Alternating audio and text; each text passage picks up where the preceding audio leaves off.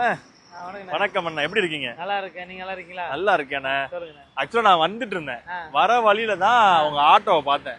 உங்க ஆட்டோ கொஞ்சம் வித்தியாசமா இருந்துச்சு. ஆட்டோல அந்த பின்னாடி விட்டுருந்த பேனர் எல்லாமே ரொம்ப, நான் இன்ன வரைக்கும் மக்கள் கிட்ட நீங்க அது என்ன பேனர் எதுவுமே நான் சொல்லவே இல்லை, பின்னாடி என்ன இருக்கு ஏதுன்றத.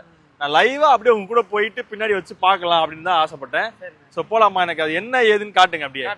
ஓகேவா? வாங்க பார்க்கலாம். அண்ணா இது இல்லாம வரதே இல்லை. இதுதானே ஹைலைட், இதானே எல்லாரும் இருக்குது.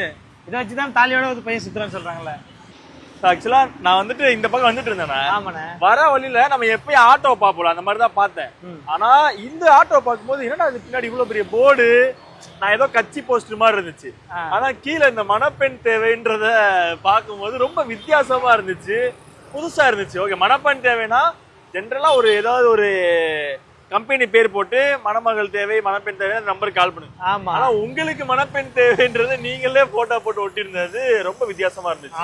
இந்த ஐடியா எப்படி வந்துச்சு? இந்த ஐடியா எதனால எப்படி வந்துச்சுன்னா, சென்னையில வந்து நான் சென்னை எனக்கு புதுசு தான், நம்ம வந்து சென்னை கிடையாது, புதுசுங்கும் போது இங்க நான் வந்து ஆட்டோ வாங்கி ஓட்டும் போது எல்லா ஆட்டோவிலையும் பாத்தீங்கன்னா நகைக்கடை விளம்பரம் பண்றாங்க, ஜவுளி கடை விளம்பரம் பண்றாங்க. அதோட நம்ம ஆட்டோல வந்து நம்ம விளம்பரம் பண்ணுவோம், பெண் வேணும்னு சொல்லி நான் ஜோடி ஆப்பு, தமிழ் மேட்ரிமோனி புரோக்கர்லாம் காசு கொடுத்துருக்கேன். அது நம்ம விளம்பரம் பண்ணுவோன்னு இந்த ஐடியாவில் இறங்கியிருக்கேன்.